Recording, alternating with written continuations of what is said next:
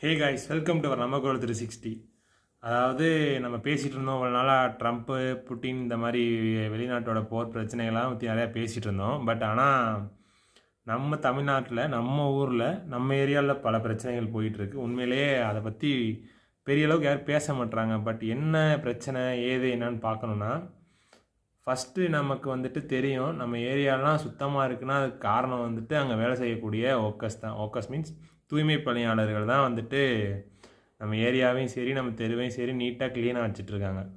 இப்போது அவங்களுக்கு ஒரு பிரச்சனைங்கிறப்போ வந்துட்டு பெரிய அளவுக்கு எந்த ஒரு மீடியாவும் வந்துட்டு அதை பேசுகிறதே கிடையாது. பட் அதுக்கு பின்னாடி என்ன பெரிய அளவுக்கு பாலிடிக்ஸ் இருக்குங்கிறத வந்துட்டு ஒரு தவிர்க்க முடியாத உண்மை. அதனால் சோசியல் மீடியாவில் அப்படி இல்லை. நான் ஃபஸ்ட்டு அந்த வீடியோ பற்றி பேசணுங்கிற ஒரு இதே இல்லை. பட் ஆனால் அந்த பிரச்சனையை பற்றி பார்க்கும்போது பர்சனலாக வந்துட்டு எனக்கே ஒரு சம்திங் ஏதோ ஒரு மாதிரி ஆயிட்டு. ஸோ அதனால தான் அந்த வீடியோ வந்துட்டு கட்டாயம் வந்துட்டு எடுத்து சொல்லணும் அப்படிங்கிற ஒரு தாட்டில் தான் வந்துட்டு இந்த வீடியோ. என்னன்னு பார்த்தீங்கன்னா, நம்ம ஏரியாவில் இருக்கக்கூடியவங்கெல்லாம் இன்றைக்கி க்ளீனாக போயிட்டு தெருவில் நடந்து வர்றதுக்கான காரணமே அந்த ஏரியா க்ளீனாக இல்லைன்னா நம்மளால் அந்த பக்கத்தில் கிராஸ் கூட பண்ண முடியாது. அப்படி இருக்கிற சமயத்தில் அவ்வளோ க்ளீனாக பார்த்துக்கிறவங்கள நம்ம கொஞ்சம் பத்திரமா பார்த்துக்கணும்ல.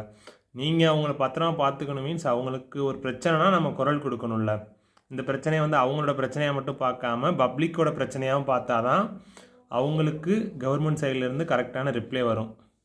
என்ன பிரச்சனைன்னு பார்த்தீங்கன்னா, அவங்க இது நாள் வரைக்கும் இந்த தூய்மை பணியாளர்கள்லாம் வந்துட்டு கவர்மெண்ட்டில் ஒர்க் பண்ணிகிட்டு இருந்தாங்க. கவர்மெண்ட்லனா எந்த ஒரு ப்ரைவேட் கம்பெனிஸுக்கு கீழே ஒர்க் பண்ணாமல் டைரெக்டாக கவர்மெண்ட்டோட காண்டாக்டில் ஒர்க் பண்ணிகிட்டு இருந்தாங்க.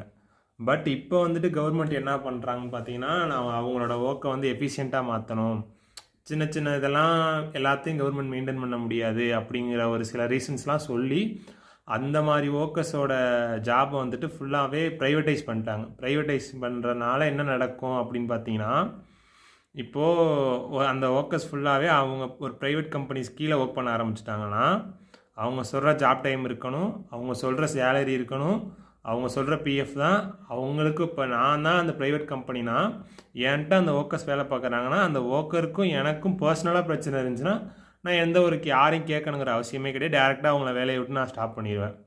இந்த மாதிரி நிறைய பிரச்சனைகள்லாம் வருது. அதே மாதிரி அவங்க வந்து இதுக்கு முன்னாடி கொடுத்துருந்த அதே சேலரி கொடுப்பாங்கிறதுக்கு ஒரு எந்த ஒரு இதுவுமே கிடையாது. அதே மாதிரி அவங்களோட ஜாப்புக்கு வந்து பெர்மனெண்ட்டாக ஒரு எந்த ஒரு ரூல்ஸ் அண்ட் ரெகுலேஷன்ஸுமே கிடையாது. ப்ரைவேட் கம்பெனி பிடிச்சா வச்சுக்குவாங்க, இல்லைனா நீ வெளியே போப்பான்னு அனுப்பிச்சி விட்ருவாங்க. இந்த மாதிரி பல பிரச்சனைகள்லாம் இருக்க கூறி அவங்க வந்துட்டு எங்களை வந்து கவர்மெண்ட்டோட இது பண்ணிடுங்க.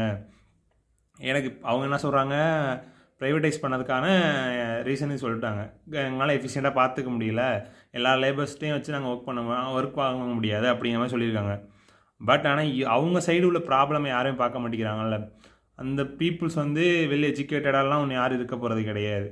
அவங்க வந்து எதுக்கு இந்த மாதிரி இறங்கி போராட்டம் பண்ண போகிறாங்க? அவங்களுக்கு என்ன பின்ன அரசியல் பலம்லாம் எதுவும் கிடையாது, பெரிய அளவுக்கு பணம் பலம் கிடையாது, எந்த ஒரு இதுவுமே இல்லாமல் அவங்களோட வாழ்வாதாரத்துக்கு அவங்களோட ஃபேமிலியை ரன் பண்ணணும் அப்படிங்கிறக்கூடிய சுச்சுவேஷனில் இருக்கக்கூடிய அவங்களுக்கு நம்ம என்ன சப்போர்ட் பண்ணுறோம் அப்படிங்கிறதான். இந்த பிரச்சனையை வந்து பெரிய அளவுக்கு நம்ம பேசினா மட்டும்தான் அவங்களுக்கான சொல்யூஷன் கட்டாயம் கிடைக்க போகுது. பட் ஆனால் நம்ம இது வரைக்கும் யாருமே அது வந்து அவங்களோட பிரச்சனை, இந்த விவசாயிகளுக்கு பிரச்சனை வந்துச்சுன்னா அதை அவங்களே பார்த்துக்குவாங்க அப்படின்னு பேசுகிற மாதிரி தான். இப்போ இவங்களுக்கு ஒரு பிரச்சனையாக அதை அவங்க பேசி முடிச்சுக்குவாங்க, அவங்க கவர்மெண்ட்டை பேசி வாங்கிக்குவாங்க அப்படின்னு இருக்கிறோம். ஆனால் அந்த இதுக்கு முன்னாடி பாருங்கள், இந்த டிசிஎஸ் ஐடி கம்பெனியில் வேலை போச்சு அதெல்லாம் பெரிய அளவுக்கு பேசுவாங்க. அது ஒரு ப்ரைவேட் கம்பெனி, அதில் ஒரு 12,000 பேருக்கு வேலை போகுது அதெல்லாம் பேசுகிற நம்ம ஒரு கவர்மெண்ட்டில் ஒரு தினக்கூலியாக வேலை செய்கிற ஒரு லேபர் வந்துட்டு பாதிக்கப்படுறாங்கிறத நம்ம பேசுங்கிறத யாருமே நினைக்க மாட்டுறாங்க. பட் ஆனால் இப்படியே போயிட்டு இருந்துச்சுன்னா அவங்களோட வாழ்வாதாரம் பெரிய அளவுக்கு பாதிக்கப்படும். அவங்க குடும்பம் வந்துட்டு தினசரியான சாப்பிட முடியாத நிலைமைக்கு கூட போகிறதுக்கான வாய்ப்பு அதிக அளவு இருக்குது. அதை யாருமே பேசுகிறது கிடையாது. அவங்க என்ன சொல்கிறாங்க, எனக்கு இப்போவே ஒரு லேடி அம்மாவோட ஒரு வீடியோஸ் ஒன்று பார்த்தேன். அவங்க என்ன சொல்லியிருக்காங்கன்னா, எனக்கு இப்போவே 45 ஏஜ் ஆகிடுச்சு, நான் இதுக்கப்புறம் அவங்க என்ன சொல்கிறாங்க, நீங்கள் உங்களுக்கு ஆல்ரெடி வயசாகிடுச்சு, வயசு காரணமாக உங்களை வந்து நாங்கள் வேலைக்கு சேர்த்துக்கல அப்படின்னு சொல்கிறாங்க. அந்த மாதிரி என்ன சொல்கிறாங்க, நான் பிறந்ததுலேருந்தே நான் அந்த சென்னையில் தான் குப்பை கூட்டிகிட்டு இருக்கேன், குப்பை அள்ளிட்டு இருக்கேன், நீங்கள் என்னை இப்போ சடனாக ஸ்டாப் பண்ணால் என் ஃபேமிலியை யார் இது பண்ணுறது, என் ஃபேமிலிக்கு இன்கம் கிடையாது, இந்த மாதிரி பிரச்சனையெல்லாம் வருது இல்லை. இதெல்லாம் வந்துட்டு அந்த கவர்மெண்டைஸ் இருந்துச்சுன்னா அவங்களே எல்லாமே பார்த்து பண்ணியிருப்பாங்க. இப்போ ப்ரைவேட்டைஸ் போகிறனால அவன் என்ன சொல்கிறான், எனக்கு வந்து 20லேருந்து 25 வயசுனா அவங்க என்ன எஃபிஷியண்ட்டாக ஒர்க் பண்ணுவாங்க அப்படின்லாம் சொல்லிகிட்டு இருக்காங்க. பட் ஆனால் அவனுக்கு தேவை நல்ல ஒர்க்கர்ஸ், நல்ல கம்மியான சேலரி, அவங்க ப்ராஃபிட்டபுளாக போகிறதுக்கு மட்டும்தான். அதாவது கவர்மெண்ட்டில் இருந்துச்சுன்னா கவர்மெண்ட் வந்துட்டு பப்ளிக்காக யோசிப்பாங்க. பட் ப்ரைவேட் சைடு போயிடுச்சுன்னா அவன் வந்துட்டு ப்ராஃபிட்டபிளை மட்டும்தான் யோசிப்பானே தவிர எந்த ஒரு கருணை அடிப்படையிலுமே யாரையும் வேலைக்கு வச்சுக்க மாட்டான். அவனுக்கு யார் வேணும் அப்படிங்கிறத மட்டும் தெளிவாக பண்ணிகிட்டு இருப்பான். அப்படி பார்த்தா நம்ம அரசியல்வாதிகள்லாம் நேற்று பிறந்தவங்க ஒன்றும் கிடையாது. அவங்கெல்லாம் பல காலத்தில் பேச முடியாத அரசியல்வாதிகள் கூட இன்னும் சில பொறுப்புகளில் இருக்காங்க. அவங்களுக்கெல்லாம் வயசாகலையா? அவங்களெல்லாம் இப்போ வீட்டுக்கு அனுப்ப வேணாமா? அவங்களுக்கெல்லாம் காசு செலவு பண்ணிட்டு தானே இருக்குது இந்த கவர்மெண்ட்டு.